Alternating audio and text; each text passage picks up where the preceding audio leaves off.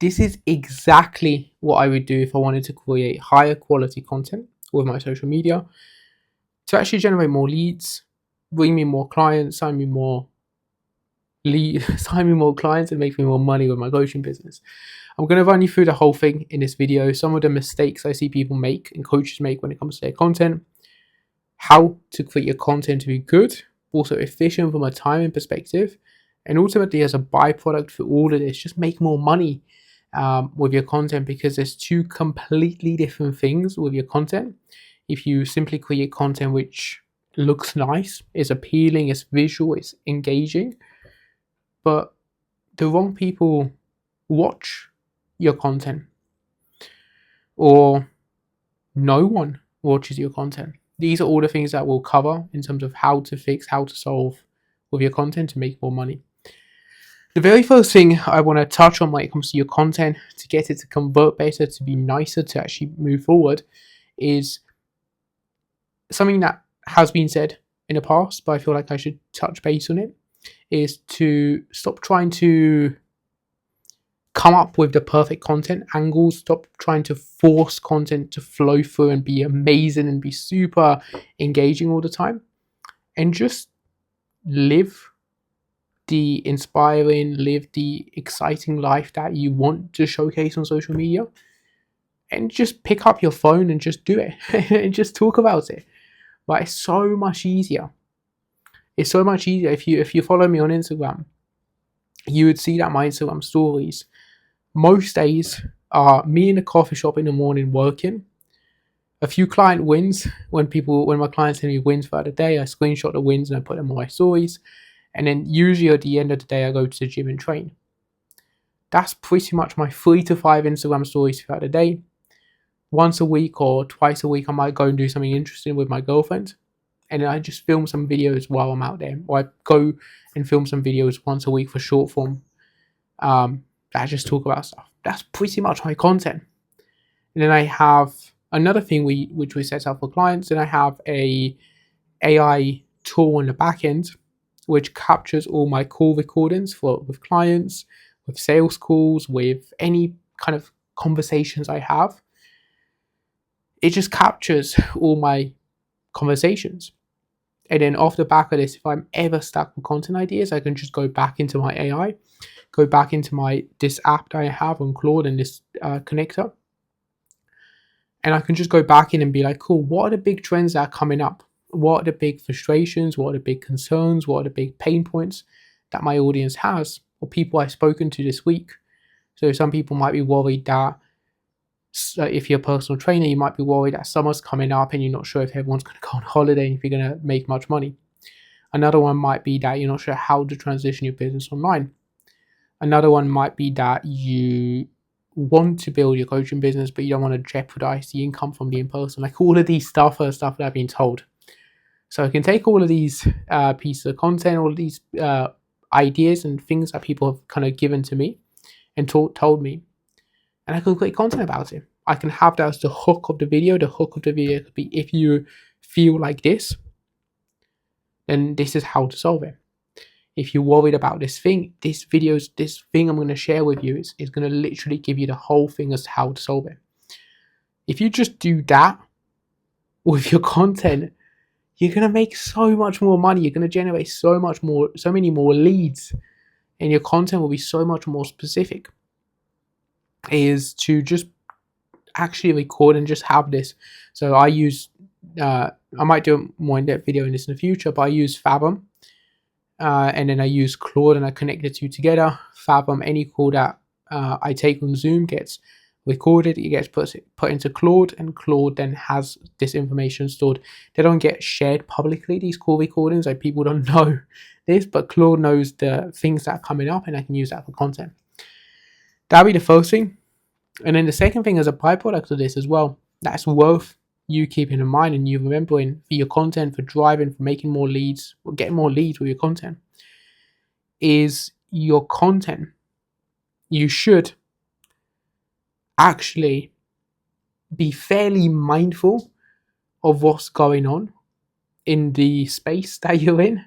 And I see this time and time again, where we become a little bit, dare I say, desensitized to what's going on in our industry to some extent, or maybe not what's going on in our industry, but what's going on with the people we want to work with. So if you are someone helping dads get in incredible shape in 12 weeks, it would be very sensible for you to have a really good pulse on the content that they're consuming, that this audience dads, that the things that they're listening to, the things that they're considering doing, the things that they are worried about, the goals that they have coming up, the content they're watching, the content they're listening to, all of these different things. The reason to be very sensible for you to know that is because then you can blend your content, you can make your content actually feel native, actually feel neutral, actually feel aligned to the type of content that this audience is already consuming. And then your content is just going to blend in, is going to convert much better. What I mean by that is if you work with dads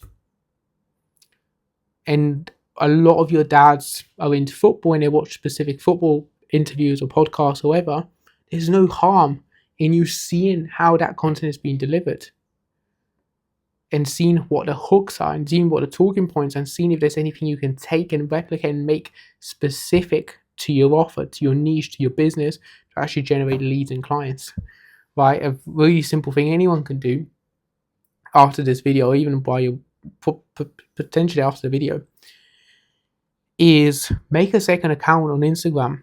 Make a burner account on Instagram. On that second account or the burner account, all you want to do is have this as an anonymous profile, have no posts on there, don't have a profile picture, none of this stuff, but just simply make that second account and just follow 20 creators that your audience will be following, liking, engaging with, like the content that they'll be liking. And then if you're ever stuck for ideas, if you ever don't know what's working when it comes to content, what formats, what ideas, what trends, what hooks, what platforms, you just go on that second account on Instagram, you go on the explore page, you scroll for 5 minutes, and you have an endless amount of ideas in terms of hooks that are being used, in terms of the formats, in terms of the platforms, in terms of the things being talked about, in terms of the ideas. All of these stuff then become content for you that you can then talk about and create and reformat. And another thing people make a mistake with on this is, and it actually baffles me. But another thing I see people make a mistake with their content is just copying content from other creators word for word. Taking a script, copying it, pasting it, and using the exact same script as the original. This is going to do two things for your content if you do that. One, it's not going to sound like you. It's going to sound robotic. It's going to sound fake. It's going to sound disingenuous. It's not going to sound like you. So don't copy transcripts, don't paste them into ChatGPT. Don't just paste and say, hey, make me this piece of content in my own words. Claude, ChatGPT, none of these stuff are very good at writing in a human manner and actually creating really good content. Like as a word for word, as a VSL script, as a content script, as an email script, as anything that needs to be quite compelling, quite human, quite highly converting. Even Claude isn't very good at this at the time of me filming this video. So don't copy people's content word for word. Don't put it into ChatGPT, ask it to reword it. Just take the hook. Just look at what hooks people are using. Just look at what's being talked about and just talk about it. You can see someone's hook that's really performing. It's had 5 million views. You don't need to watch the rest of the video. You can see what a hook is. And then based on the hook of their video, you can go off and rip the hook, take the hook and say, cool, someone's talked about 5 fat loss tips, 5 mistakes people make before they get in shape for summer. Why don't I take the hook? Why don't I take the 5 mistakes people make before they get in shape for summer? And why don't I just talk about something else? Why do I have to watch the rest of their video? I don't. I can just take the hook and I can just make the rest of the video specific to me, specific to my audience, and actually use a proven hook that's already proven to convert. These are all the different things that I'm currently seeing when it comes to the content, the format, the messaging, the frames of the content, like all of these stuff here make a drastically big difference to how well your content can convert to move people forward, or if it's not moving forward. So there's a few big things, and just to summarize and just recap on this video, the first one is to stop trying to force your content to come up with these crazy ideas all the time. Just document the stuff you're doing already. You know, what time do you wake up? What do you do? What's exciting? What are you learning? What are you reading? What are you training on? What are you learning? What are you moving forward on? So take what you're already doing and just document. Just put your camera around and film this stuff. The second thing with your content, which would be huge, is to actually take these ideas that you're doing here, take the conversations you're already having with your audience. Use AI for this. It's very good to actually give you and store the information from and record the information. So take the conversations, take the things people are already telling you. They might be telling you they have this pain point or this problem. And when I say pain point, all I mean when I say pain point is what's the problem someone's currently trying to solve.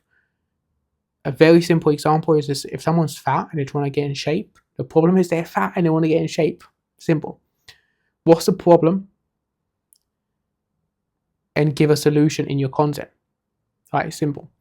Use AI for this. So use AI if you get stuck, or if you want to fast track and put this on steroids.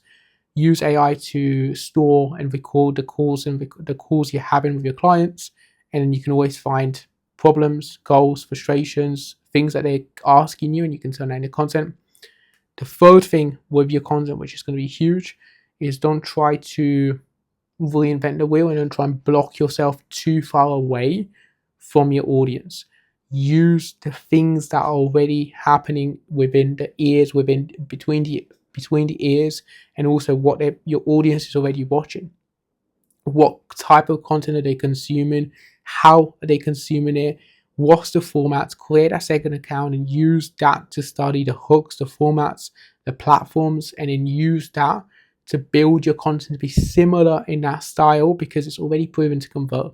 If you help someone with a fitness offer and you help mums lose weight, you can study decoration pages for mums, like really successful decor pages for mums. You can see the colors that they use, you can see the tone that they used. If they're targeting mums, whether it's a weight loss goal or decoration goal, it doesn't matter. It's still targeting the same audience. You can understand the colors, you can understand the psychology, you can understand the hooks that people are using. You can use all of that to then build your content as a byproduct. These are the 3 huge things you can do this week to generate more leads, more sales, more clients, and grow your coaching business very fast in 2026. If you found this video helpful, make sure to hit like, because I try to post content like this very regularly. There's also a huge bank of content already filmed that would help you with starting, building, scaling, growing your coaching business from someone that's not just talking about this stuff, that sold over $3.3 million now in coaching programs. So do that. If you want to see how we can work together to grow your coaching business and take the guesswork away and the risk away as well, there'll be a link I'll leave in the description below of this video. If you just tap it or click it, you'd see my offer, my invitation. You can book a call. You speak to me one-to-one on the call, and we start building and growing your coaching business as well. Hope this video helps, and I hope I'll see you in the next one.